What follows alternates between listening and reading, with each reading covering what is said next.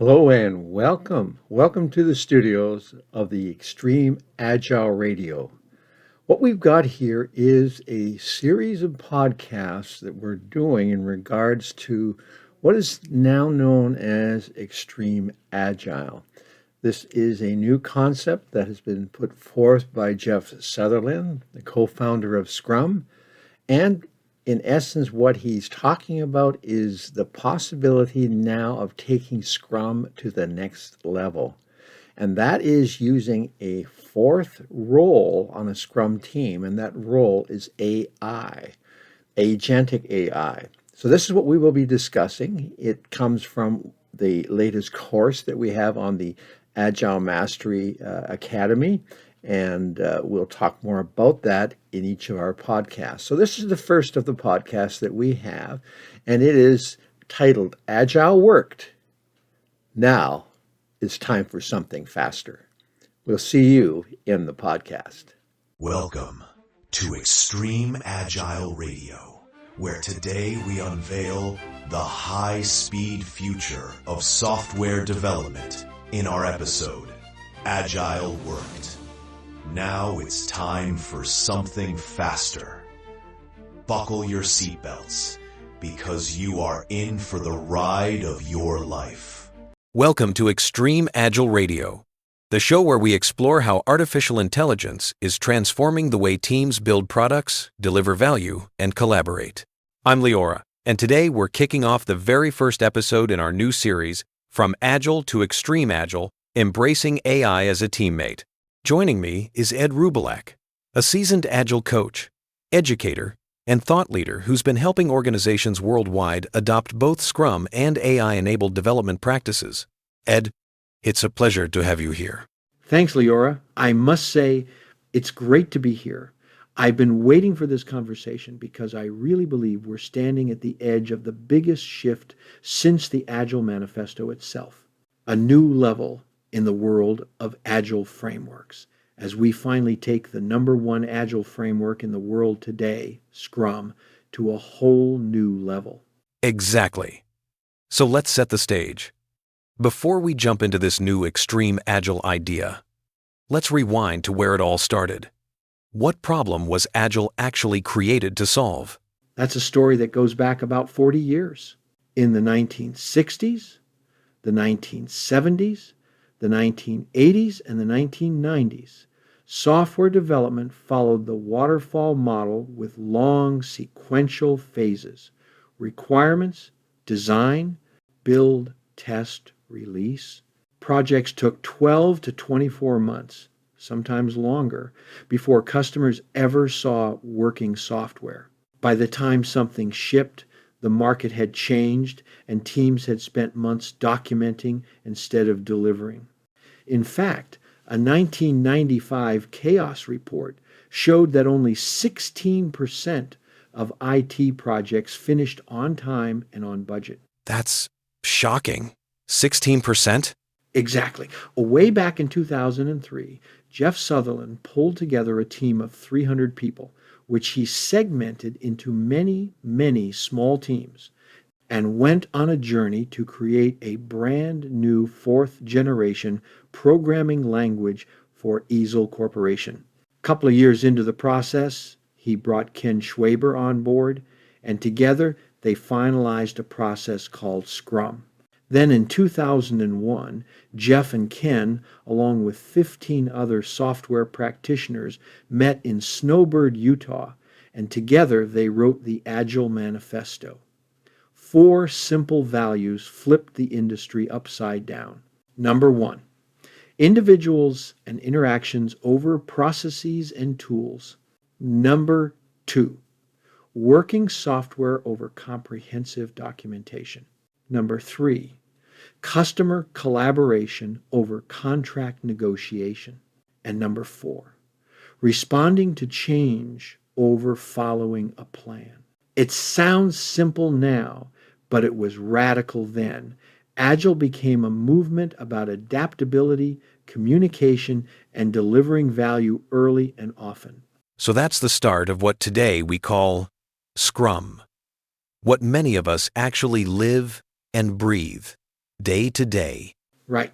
So you see, even before the manifesto, Ken Schwaber and Jeff Sutherland were experimenting with lightweight iterative development. They asked, what if teams delivered small, usable increments instead of giant releases? Scrum introduced time-boxed sprints, clear roles, and built-in feedback loops. It wasn't heavy or bureaucratic, just a simple rhythm that worked. And that rhythm made it universal. Exactly. 3 roles: product owner, scrum master, and developers. 3 artifacts: product backlog, sprint backlog, increment. And events: scrum planning, sprint planning, the daily scrum, backlog grooming, the sprint review, and finally the sprint retrospective.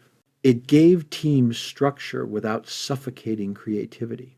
That's why Scrum became the most adopted Agile framework in the world. But then enterprises had a new problem. They loved Scrum, but they had hundreds of teams. How do you keep everyone aligned without losing agility? Yes, you are right. And that's where scaling frameworks came in. Scrum at scale, safe, less, Nexus, etc. Each helped coordinate many teams working on one product or portfolio. Scrum at scale, created by Jeff Sutherland, kept the essence of Scrum but multiplied it through interconnected teams. Safe added detailed roles and portfolio layers for large enterprises. Less stripped it back to essentials, keeping things lightweight. The pattern was clear.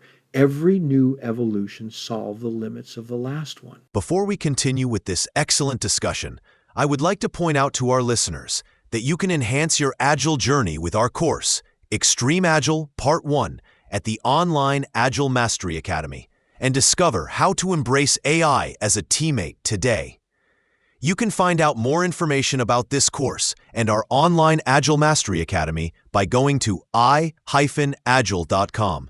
That's i-am-agile.com.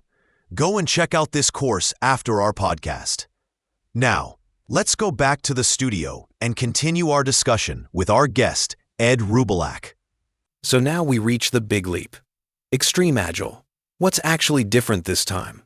This is where Jeff Sutherland's 2025 vision comes in. He said, I'm trying to take Scrum and move it to at least 30 times faster with AI. We're moving into a world I'm calling Extreme Agile. 30 times faster. That's wild. It sounds bold, but it makes sense.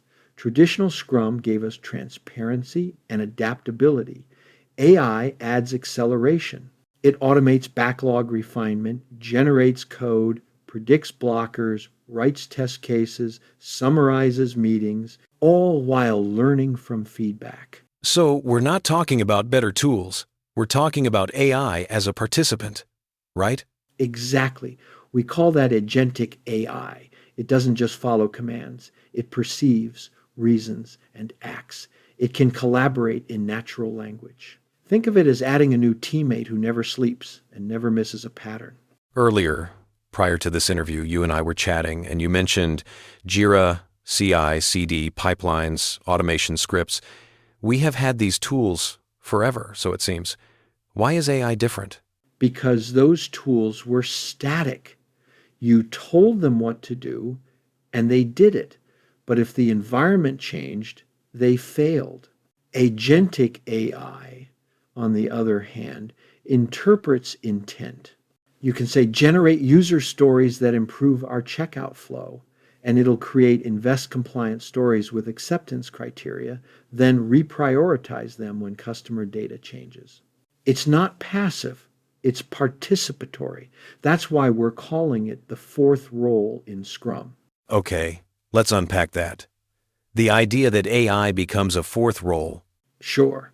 In classic Scrum, we have 3 roles: the product owner, who defines value, the Scrum Master, who enables flow, and the developers, who build the product. Now we add agentic AI, a digital teammate who supports all 3.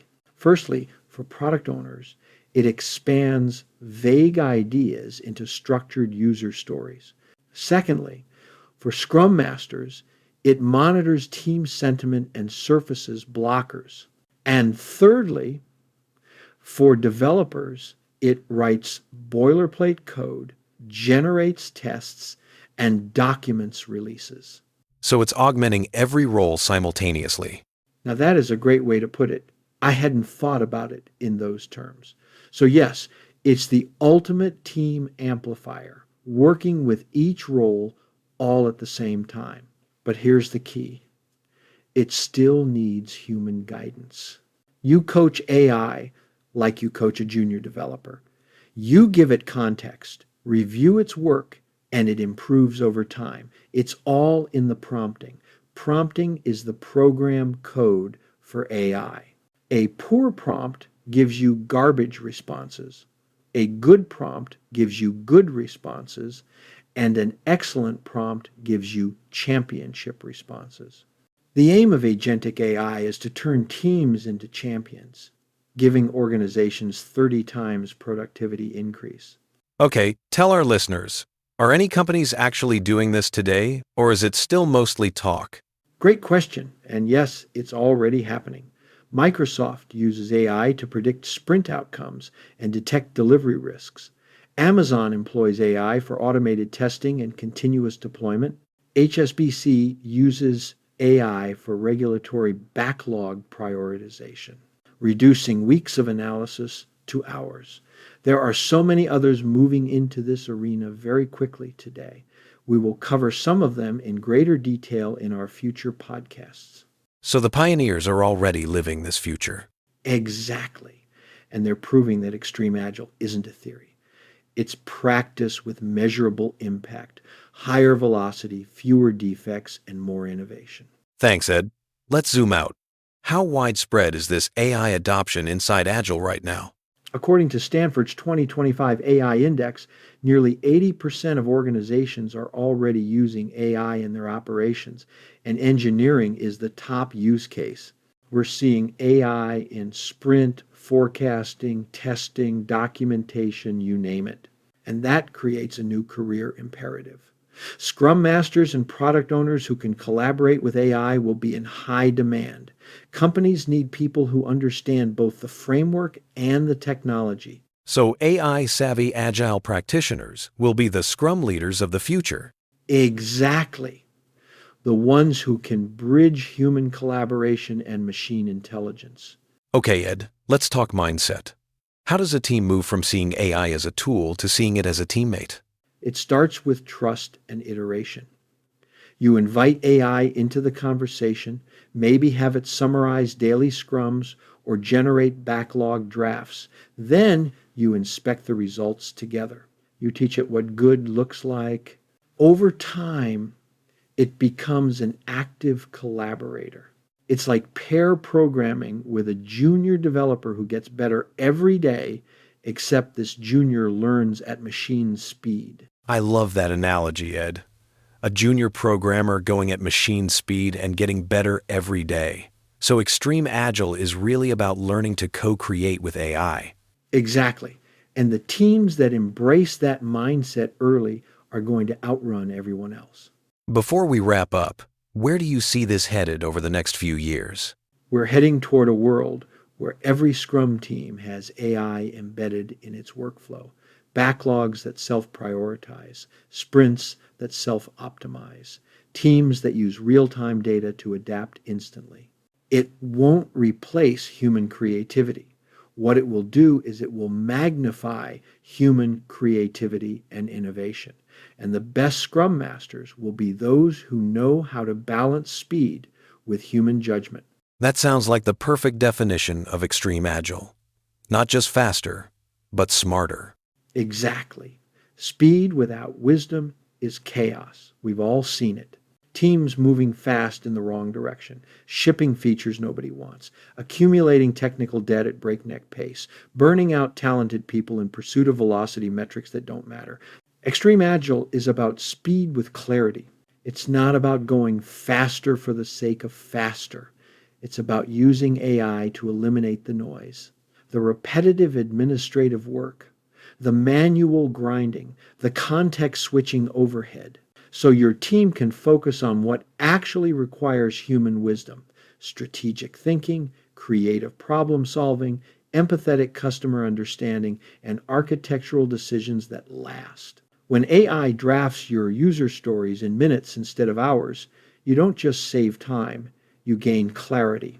Because now you can spend that recovered time ensuring those stories actually align with customer needs and business strategy. When AI generates comprehensive test suites automatically, you don't just ship faster, you gain confidence because you know quality isn't being sacrificed on the altar of speed. When AI surfaces team sentiment patterns and collaboration bottlenecks before they explode, you don't just avoid drama, you gain insight, the kind that helps you build psychologically safe, high performing teams that sustain their pace over years, not just sprints. This is the fundamental difference between reckless acceleration and sustainable velocity. Extreme Agile doesn't ask how fast can we go. It asks, how can we remove everything that slows us down from doing our best thinking? The speed is a byproduct of the clarity. And the clarity comes from letting AI handle what AI does well: pattern recognition, data processing, repetitive generation, while humans focus on what humans do well: judgment, creativity, strategy, and connection. Okay, Ed, as we begin to wrap up this episode, give us the quick recap for listeners driving to work right now. What should they remember from today's episode? So, from my perspective, there are 5 main points for everyone to take away from this podcast. And if you are serious about being in the front of the pack, so to speak, think on them in relation to your goal and dreams. 5 big points. Number 1, Agile evolved from rigid processes to adaptive value delivery. Number 2, Scrum made Agile practical through roles and events. Number 3, scaling frameworks took Agile to the enterprise level. Number 4, agentic AI is the next frontier, the 4th role that augments every Scrum function. Number 5, treat AI as a teammate, not a tool. Coach it, collaborate with it, and grow together. Thanks, Ed. That is a fantastic summary.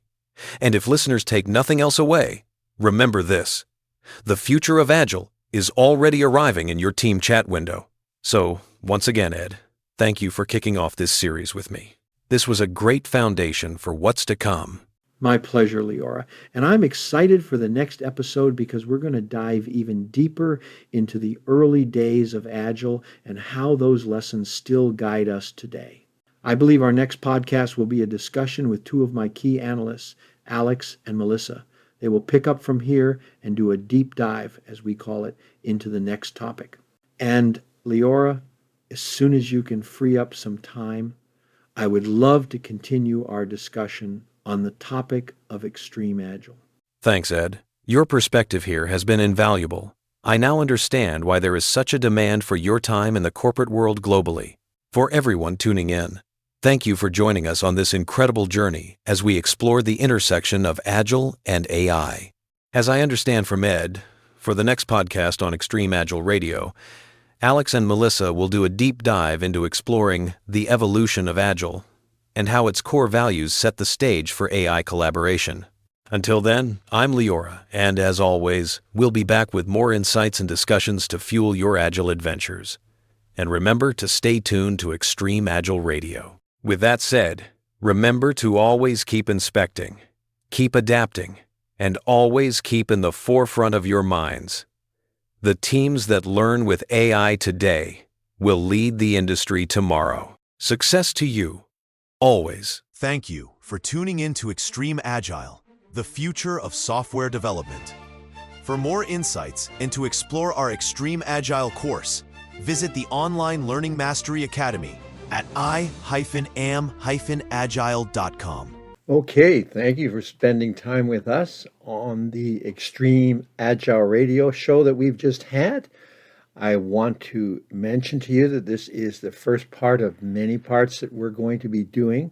Our next actual podcast will be with two of my key analysts, Alex and Melissa, and they will be talking through what they have been discovering as we move through. So we're doing a number of different individuals. Alex and Melissa will do a number of our podcasts, but I will also be having other guests on that I will be interviewing as well as we go through this process.